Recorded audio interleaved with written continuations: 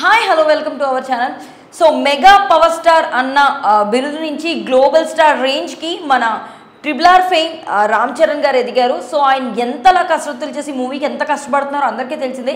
So ఇప్పుడు ఆయన లైనప్లో పెట్టిన సినిమానే గేమ్ చేంజర్. అది డిసెంబర్ మంత్లో రిలీజ్ అవుతుందని ఆల్రెడీ అన్ని సోషల్ మీడియాస్లో కూడా ప్రచారం జరుగుతుంది.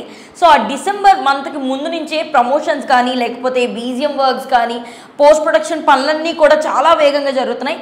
బట్ ఫ్యాన్స్ అందరూ కాన్సన్ట్రేట్ చేసే మెయిన్ పాయింట్ ఏంటంటే ప్రీ రిలీజ్ బిజినెస్. సో మా హీరోకి ఇంత జరిగింది, మా హీరోకి అంత జరిగింది అని చెప్పి ప్రతి ఒక్కరు కూడా మాట్లాడుకొని వార్లు జరిగే సిచ్యువేషన్ అది. సో ఇప్పుడు మనం మాట్లాడుకోవాల్సింది గేమ్ చేంజర్కి ప్రీ రిలీజ్ బిజినెస్ ఎలా జరుగుతుంది. అది మెయిన్లీ మనకు వచ్చిన టాక్ ప్రకారం అయితే ఓన్లీ తెలుగు రాష్ట్రాల్లో కాదు, ఆయన హైప్ నార్త్ అండ్ సౌత్ కంప్లీట్గా ఉందని చెప్పేసి మనకి తెలిసిన న్యూస్. సో ఎలా జరుగుతుంది ప్రీ రిలీజ్ బిజినెస్ అన్నది ఎలా ఉంది, సో మనకు వచ్చిన అప్డేట్స్ ఏంటని తెలుసుకుందాం.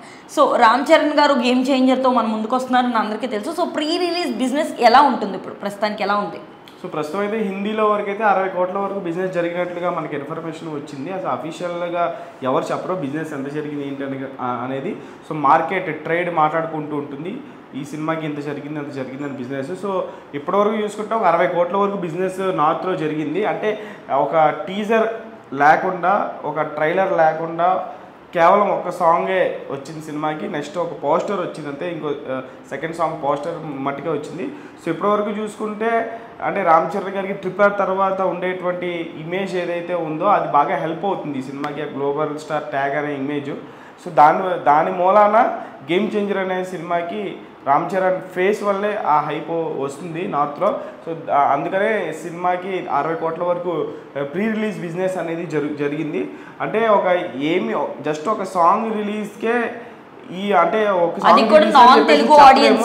అంటే రామ్ చరణ్ గారికి ఉండేటువంటి ఆ ఫేమ్ వల్ల జరిగినటువంటి బిజినెస్ 60 కోట్లు. సో సినిమా ఇంకా స్టఫ్ ఏం రాలేదు. సో దాని నుంచి నెక్స్ట్ సాంగ్ కూడా రిలీజ్ చేస్తామని చెప్పేసి అన్నారు. ఆ సాంగ్ రావాలి, దసరాకి టీజర్ అని చెప్పేసి అనుకుంటున్నారు. దసరాకి టీజర్ వస్తుంది, అందులో ట్రైలర్ వస్తుంది. ఇవన్నీ వచ్చిన తర్వాత ఇంకొక 5-6 కోట్లు ఎక్కువ జరిగే అవకాశం అయితే చాలా ఎక్కువ కనిపిస్తుంది హిందీలో. 60 కోట్లు అనేది హ్యూజ్ నెంబరు. సో ఇంకా అది పక్కన పెడితే తమిళనాడులో కూడా 30 కోట్ల వరకు బిజినెస్ జరిగింది.